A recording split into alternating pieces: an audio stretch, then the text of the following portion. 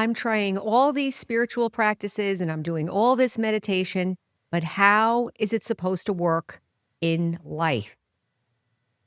We're going to talk about that in this lesson 4 of the Raj Yoga Foundation course here on The Spiritual American.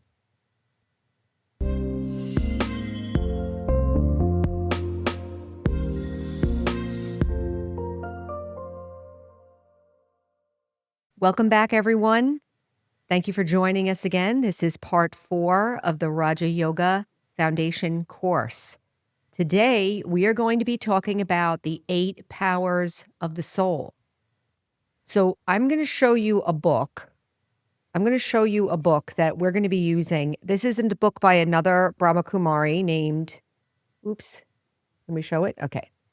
The Quest for Well-Being by Anthony Strano. And I highly recommend, I'll put a link for this book in the description. Okay.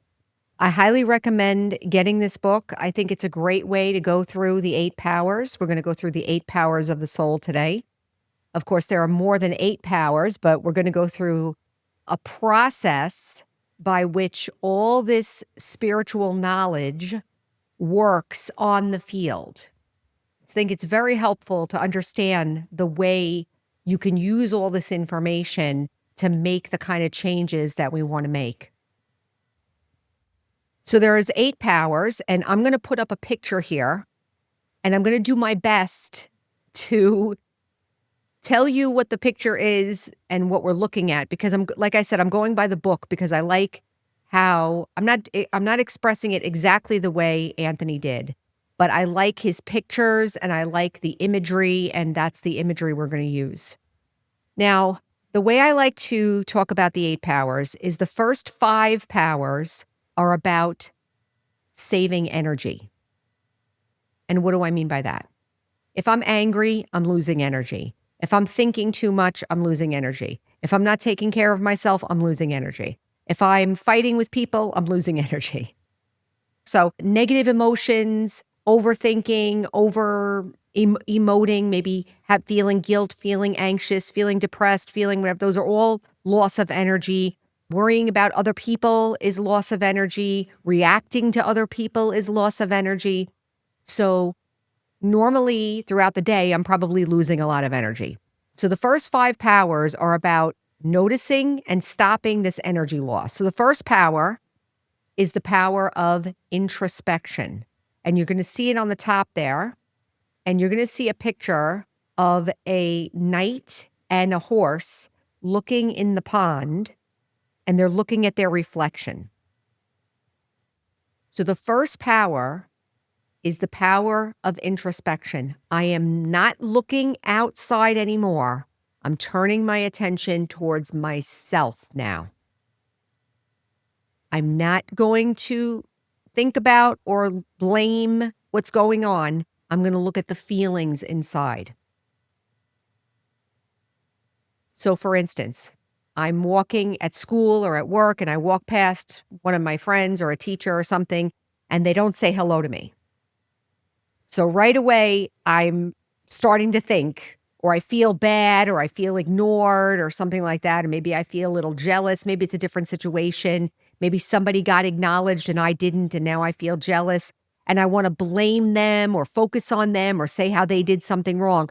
But the power of introspection means that now I'm going to forget what happened and I'm going to look at the feelings themselves. What is going on inside of me? Introspection, I like to use the words, why am I upset, or what's happening? What's happening inside right now? Usually we use this for negative feelings, right? So introspection means what's going on with me right now. Second power is discernment. And discernment is I'm looking and seeing what's happening inside. I feel jealous. I feel ashamed. I feel humiliated. I feel embarrassed. I feel unloved. I feel unworthy. That's what I feel inside. So I'm taking a look and seeing what I feel. And in the picture, in the second picture, this discernment is the horse and the knight are on top of the battlement and they're looking in that long looking glass, that telescope looking glass, and they're looking out. So the discernment means I'm seeing what's going on inside of me. And I'm looking at it and I'm seeing what's happening. I'm discerning what's going on. Third power is the power of decision making. So based on this discernment, I'm going to make some kind of decision. I'm either going to talk, not talk, leave, say something, not say something, take care of myself. I'm going to make some kind of choice in terms of my behavior. So in the picture, it shows, I'm glancing down here because I don't have the picture in front of me. So I'm looking down here. There is the knight and the horse are now saying goodbye and they're going off to their mission, to their journey, their quest. And so they made the decision. They looked at themselves, they looked at what's going on, and now they made the decision. So in this case, maybe I'm in the middle of a fight and I realize, or maybe people are saying something to me and I don't feel too happy or I don't feel too comfortable. So I'm looking at my discomfort and now I have to decide, what am I going to do about it? And maybe I have to decide, should I stay? Should I leave? Should I say something back, right? Haven't we all been there? Like in that moment, you have to decide what you're going to do. Okay. Fourth power is courage, the power of courage. We also call it the power to face. And that power means that I'm going to do something different than I have done before. So for instance, somebody's being abusive to me. And in the past, I have put up with it or maybe laughed it off or maybe ignored it or maybe made excuses for them or something, or maybe been in denial about it, or maybe tried to please them so they wouldn't treat me poorly. Maybe that's how I behaved in the past. But now I'm looking at myself and I'm saying, I feel upset. I feel miserable. I see that this is not right. And what am I going to do? Should I say something back? Should I leave? Depends on the situation. But let's say for this sake of this argument, let's say I decide that I'm going to remove myself from the situation. Excuse me, I have to go to the bathroom, or I got to go. I got to leave now. I have an appointment or something. So I'm removing myself from the situation. And maybe that's different than what I would have done before. That's courage, doing something different than you did before.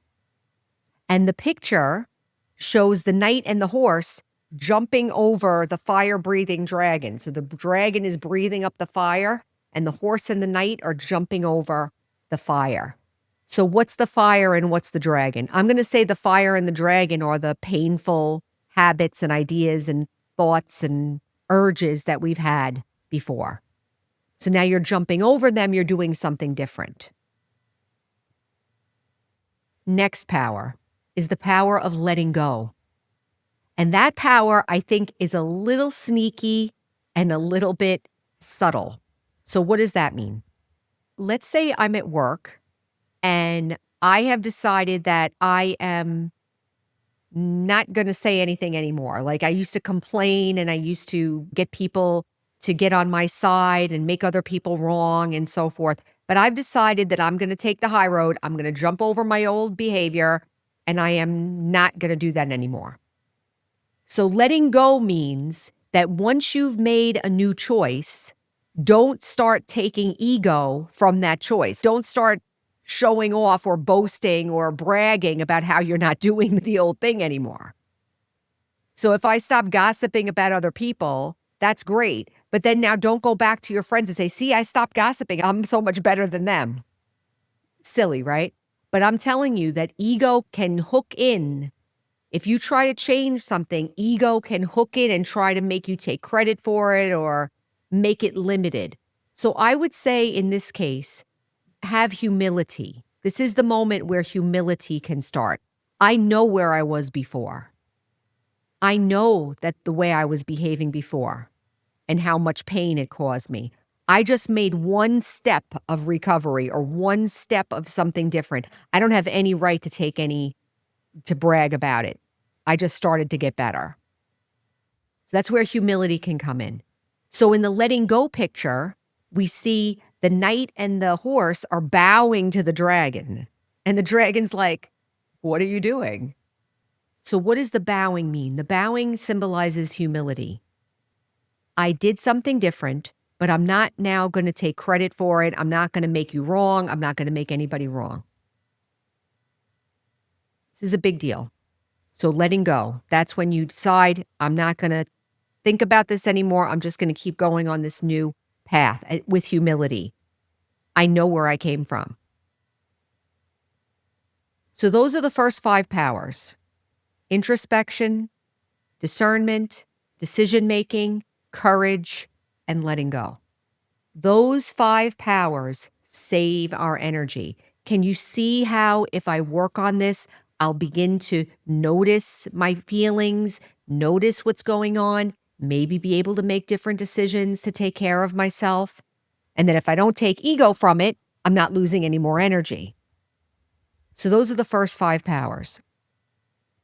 The next 3 powers, I'm going to call them spiritual energy powers. They happen automatically once you start saving your energy. You're going to notice that you're going to start seeing these other powers. The first one is tolerance. So what is tolerance? The way I heard the word tolerance growing up and in society was, I don't mind you, I'm tolerating you. Like it's like a force, or you really don't like them, but you're tolerating. In spirituality, tolerate means something different. The symbol for tolerate is a tree. So if you have a tree, the tree has roots. And have you ever noticed that the tree has a trunk and the canopy of the leaves, and underneath the ground, the roots are just as big as the canopy above?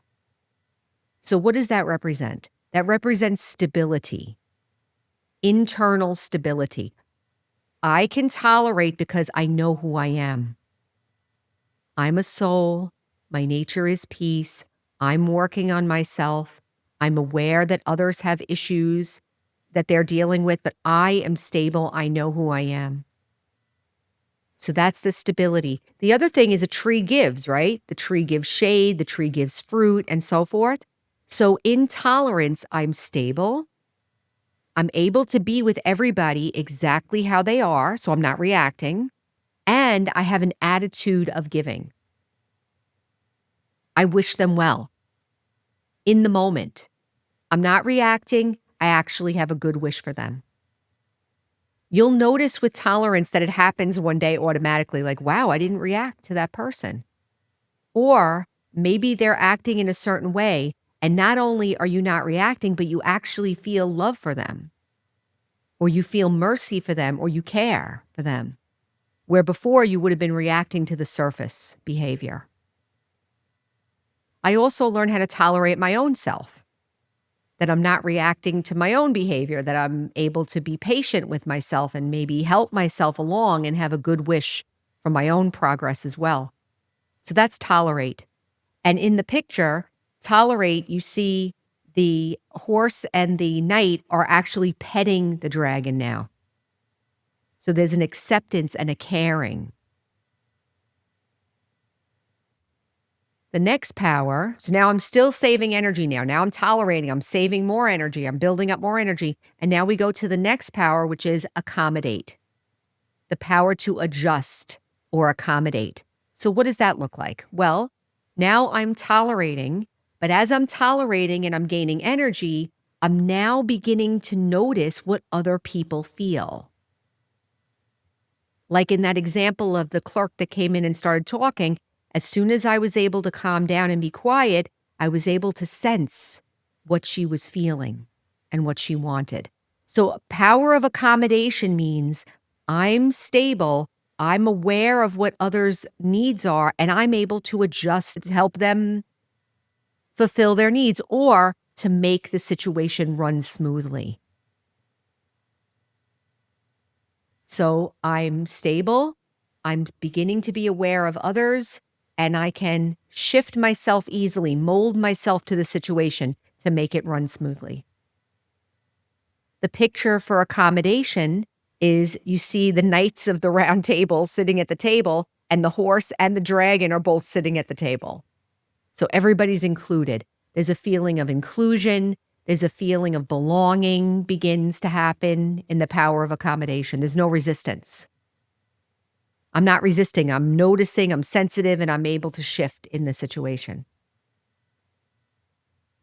The last power, the eighth power, is cooperation. And that power, I say, is the highest power, the most elevated power. And that means that you've saved so much energy and you've built up so much spiritual energy. You're tolerating, you're accommodating, that your personality becomes one that actually helps people just by you being there. You don't have to try to accommodate anymore. Your personality naturally helps them, helps everybody. I think the best example for cooperation is God. God is the best cooperator. God is there and doesn't create any resistance, doesn't interfere at all, but always helps, always supports, always gives. Nature is also a good cooperator.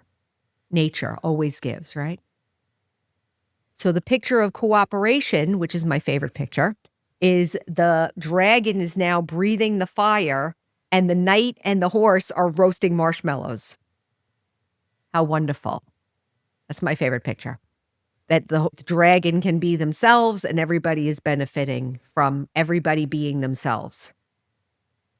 It's a beautiful idea, right? That we would be able to build up so much spiritual awareness and power that we would naturally be able to be harmonious with each other. That's the power of cooperation. So those are the 8 powers in a nutshell. I'm doing them fast. This class is usually at least an hour and a half, and I'm doing it, putting it out there.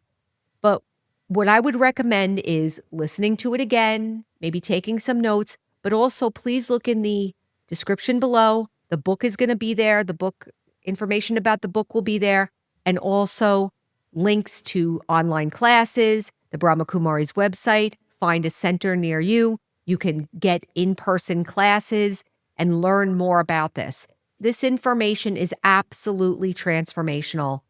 I highly recommend you continue on your journey if you're interested, and the resources are, like I said, in the description. So that's the end of lesson 4. Thank you for joining us, and we'll see you next time. Take care.